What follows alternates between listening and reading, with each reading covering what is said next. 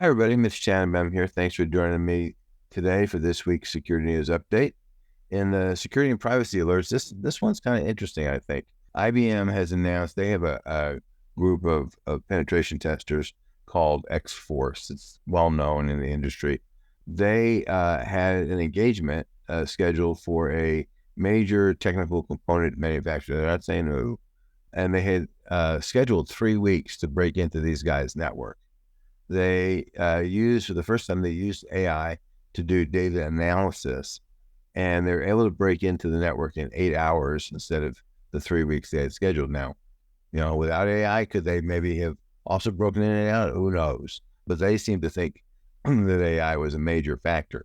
Now, here's the downside. Okay, they're the good guys, and so them breaking in quickly is good. Allowed whoever their customer was to close whatever that hole was, hopefully.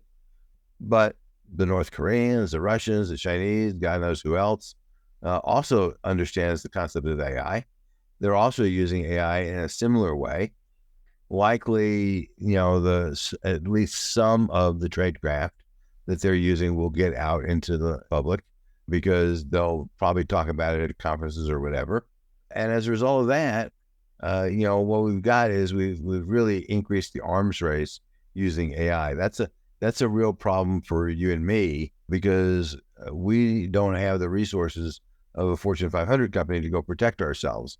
But what that does mean is we need to up the game because whether we like it or not, the bad guys, not just IBM's X-Force, will have this technology sooner rather than later.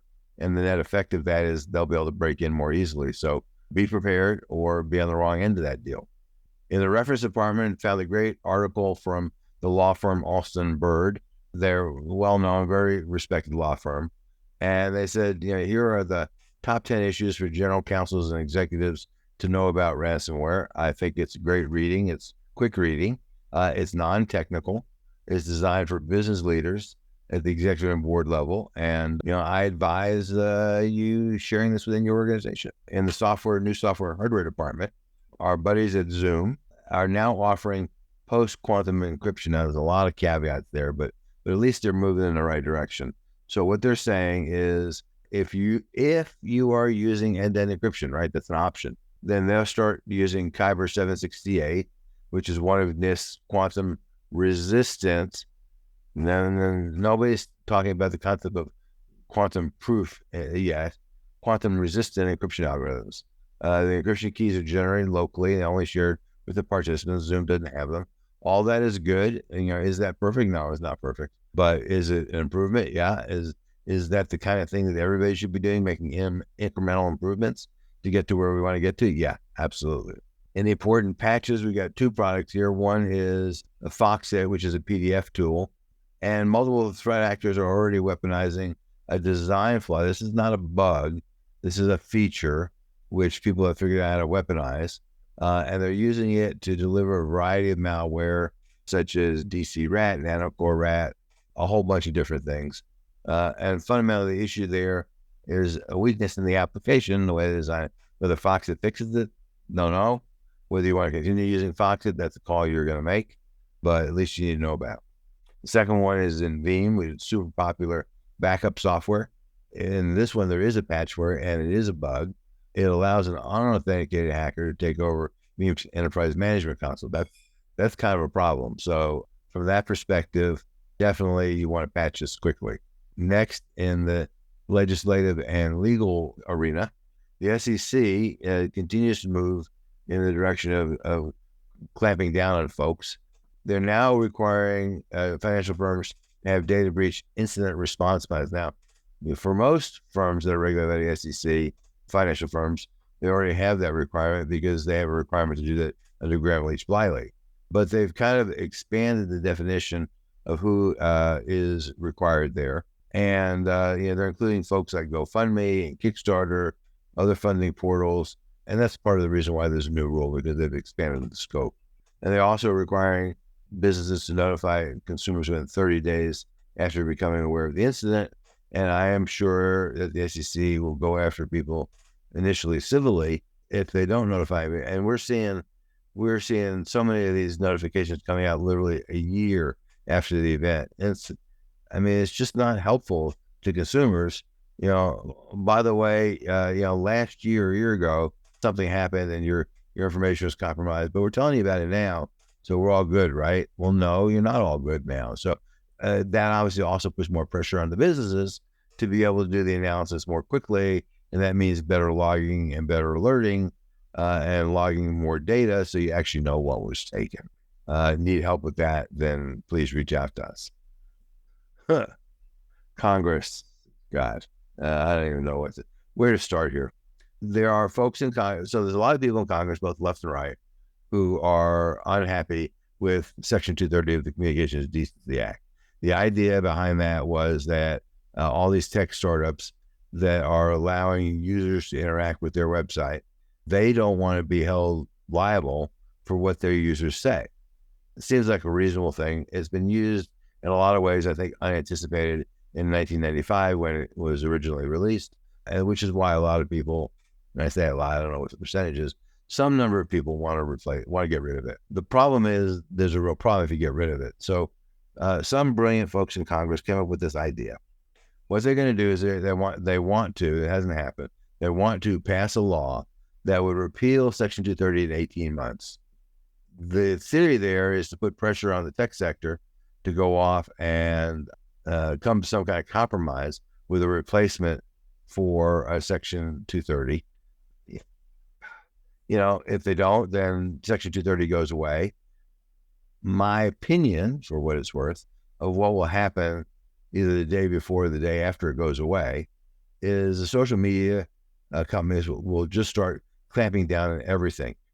If you want to post something about yesterday's weather and it matches what's in the weather report, you can post it. If you want to post something about tomorrow's weather, probably not. And they're going to blame it on Washington. And it's going to be a big game of chicken.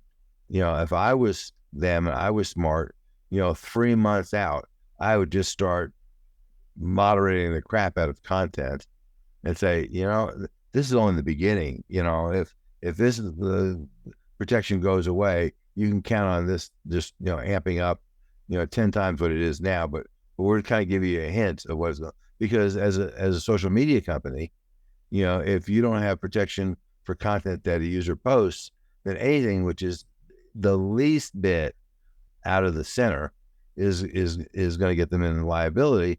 And so they can't take that liability. They're just going to start axing everything. Don't know who's got more chutzpah here, whether or not, in a showdown between Congress and Silicon Valley, who's going to win that showdown. I would be betting on Silicon Valley. Congress doesn't have a great track record in that department. And I would do exactly what I'm saying. We'll see. And they'll blame Congress on it. But I just think it's a really dumb idea to go off and upset 250 million voters. Just not a great plan for anybody in DC. We'll see what they do. Obviously, Silicon Valley is way more agile than DC is. So they will have the ability to kind of turn and twist and weave, so we just got to see. But it is something that is some folks in the House are talking about. I have no idea whether it stands any chance of passing, but it just, to me, seems like a really dumb idea. Another one that the House is working on is a national privacy law. They seem to go after this every year, at least for the last several years. Whether or not this will get passed this year is unclear. It does have some gimmies to the folks who killed it in the previous years. There is a limited private right of action, which is probably okay. But what happens in these kind of bills is you load it up with a bunch of lard and hopes that you'll get people to vote for it. Now, here's the downside and why I would say the odds of it passing are low. This is an election year. The House is run by somebody who's very loyal to the former president. The former president does not want to give the current president, who's also running for election, those two are running against each other, of course, does not want to give the current president any wins to tout before November. So, and could they do it in a lame duck session after the election? Highly unlikely, but possible. And no matter who, wins. So I'd say the odds are against it, but, betting in DC these days is really hard. So, but I do think that the House is really disincentivized to go off and and give the current administration a win in an election year. In the education department, the nice folks at the Santander Bank, that's a big multinational bank, huge multinational bank, got hit by supply chain risk. I keep talking about supply chain. It's the big thing, right? They revealed a breach that affected customer data, although they're not revealing any details. It's in a handful of countries, one of which is not the United States, but they're saying that the data was stolen from a third-party vendor. Now, they're not saying, which is a good thing, because I'd slap them around if they did, well, it's the vendor's fault. No, you picked the vendor, you managed the vendor, you verified the security of the vendor, and the vendor screwed up. And I've been a vendor to a number of these too large to fail banks in a past life, and they do take security quite seriously, but nothing is perfect, and this one got away from Santander. So point is, supply chain risk is a big issue, and it's not going away. It's only getting worse. Next, in the breaches department, Gala Games was hit by a hack. It's kind of interesting. So the hackers were able to mint 5 billion tokens, which are, I guess, worth like, a tenth of a penny a piece or something. I'm not sure what penny maybe. And in theory, at the current value of one of these tokens, that would be worth 200 million. But of course, if they flooded the market with all these tokens, the market would crash and the value would go to zero. On top of that, Gala was able to block the transfer of tokens after a few hours. On the other hand, the bad guys were able to realize about $20 million from the hack. And Gala is really not telling much information about it. Next, the Canadian pharmacy chain London Drug says that it either can't or won't, it doesn't say which, pay a $25 million ransom. The chain closed their stores for a week or two in the middle of the ransomware attack while they were getting their act together, because obviously a store like that, a drugstore, can't do their business without computers. They, and I guess they didn't have a good, I don't know, but I guess they didn't have a good business continuity plan because they had to close all the stores. That would be the first indication that they didn't have a good disaster recovery plan. Lockbit, who is one of the, fairly high-profile hacker groups these days, said they were responsible for the hack. And since London Drug has decided not to pay the ransom, they've decided to start publishing information. So they've started publishing employee medical information, employee HR information. The company claims, bless their heart, the spin doctors, they're wonderful. The company said that they're deeply distressed and they're taking all available steps to mitigate any impact. What kind of steps could you possibly take to mitigate the impact? The bad guys have the data. You have no control of the bad guys. The only card that you might have is that you're going to pay a ransom, and you've already said you're not going to do that. So what exactly, besides being truly distressed at all the lawsuits that are coming your way, I can get that. But what steps are you taking to mitigate the impact? Maybe you're going to tell people what data was stolen. I'm not sure how that'll mitigate, assuming you even know. I'm not sure that will mitigate the impact. But, they're blowing hot air because it makes them feel better, and they hope that it will calm down the lawsuits. I don't think it will. I think the lawsuits are coming fast and furious.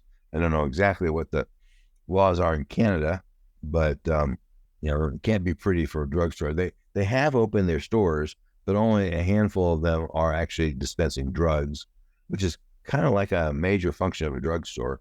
But if you want to buy candy, you can do that at any of their stores. However, drugs, not so much. Next, in the daily blog post, there's a piece of software called FluentBit. It is similar to Log4j that we saw a couple of years ago get hacked. There is a hack which is making the rounds now, which the researchers are calling linguistic lumberjack. It's just a made-up name, doesn't mean anything. The FluentBit folks released a patch about 2 weeks after the problem was discovered. Whether it gets deployed, what the impact is, who has to change what, unclear. But, a couple of years later, we're still finding vulnerable versions of Log4j. So I'm not terribly comfortable that this is going to go away anytime soon. But you should definitely check whether your cloud instance is affected by linguistic lumberjack. Very colorful name. Next, the states are enacting AI laws, Colorado being the first, Minnesota being the second. We're going to see, I think, an increased velocity here. It took decades to get people to understand the need for cybersecurity law. We have a new second generation privacy laws in like 18 states in like 2 or 3 years. Now the states are starting to create laws to regulate AI. How fast that's going to spread, I don't know.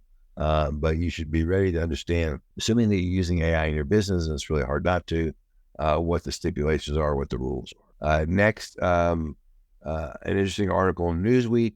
They were talking about that a cyber breach could lead to criminal charges against you.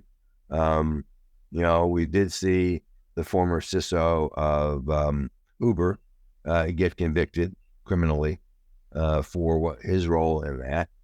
We have seen the SEC going after our friends at SolarWinds currently civilly. What we don't know is whether they're going to talk to their buddies at the DOJ and go after these guys criminally. But what we're seeing is they're going after people individually. And whether it's civil charges or criminal charges, neither one of us is very comfortable. You better make sure that your company is protecting you and that you're not going to be left hanging out to dry, which is what we saw in the Uber case with Joe Sullivan. The company just basically completely washed their hands of him, and it was up to him to go off and defend himself. So, if you're in a position where you make decisions around cybersecurity, be prepared, and having insurance would be a good thing to do. And lastly, in the security news bites, we're seeing a whole bunch, I see multiple ones every day, fake DocuSign emails saying, click here, and I'm assuming I've never clicked on any of them. I'm assuming they're either stealing credentials or asking you for money or they're installing malware or any combination of the above. But, a lot of people go on automatic with DocuSign because they see so many of them. Do not go on automatic. And there are some pretty obvious telltale clues. Hackers are not always smart. And a lot of times we think they are, but they're not always. I have a case here where they weren't. College kids have figured out how to hack washing machines because, after all, washing machines must be connected to the internet. I mean, that's just a given, right?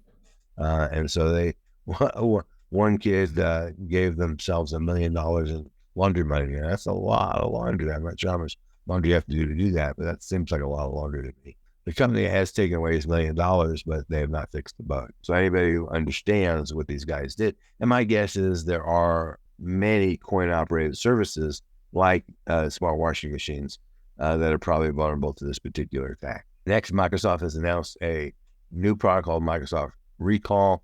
I think it's both a lawyer's dream and anybody who cares about their privacy nightmare. Is going to be on by default in June. So you probably ought to find out about it and decide whether you're comfortable with that. Basically, what the software does is take screenshots of your computer every 5 seconds, uses AI to figure out what the hell you're doing, builds a database, which they say all this occurs on your computer, and then allows you to search that database. Next, Tesla's and other cars, keyless entry system cars, can be stolen in just seconds with a cheap radio hack. So Tesla keeps trying to get ahead of the bad guys. They're not winning right now. It's still very easy, and it's not just Tesla, but Teslas are obviously high profile, so they're popular to steal. So lastly, just food for thought, right? London Drugs has learned the hard way that if you're not prepared for a cyber attack, the resulting meltdown will not be pretty. And if your company survives, it'll cost you a lot more money. So, if you need help getting ready, please contact us. Until next time, thanks for listening and stay safe. Thank you for watching. For more information or to purchase this or any other of our board or executive services, visit us at cybersecurity.com. Call us at 303-887-5864 or email us at rh@cybersecurity.com. Goodbye.